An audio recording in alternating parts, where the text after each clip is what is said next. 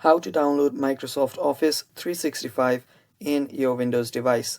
So guys, this is Atticus and welcome back to another tutorial video. In today's video, I'll teach you guys how you can install and download Microsoft 365 Office. So without any further ado, let's dive right into it. The first thing you will need to do is open up your web browser and simply search for Office Deployment Tool. After you search for that, you will see Microsoft's official site and you should find Download Office Deployment Tool. Open that up, and after you open that up, you will see the download option right here.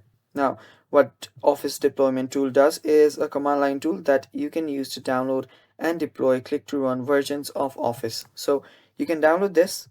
I have already downloaded this. So after you download it, open it up.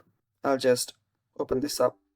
After you open this up, you'll need to accept the terms and conditions. Tap on continue after you do that, and you can save this in your wherever you want, and the extraction will get completed. After the extraction gets complete, you can open the file link up. Now, as you can see right here, this is the file that we have just extracted. I'll open this up in my notepad for now, and from here you will notice that I've just installed Microsoft 365 Plus Pro, and yeah, you can just read this if you want to. Now what you'll need to do is you will need to head over to another file.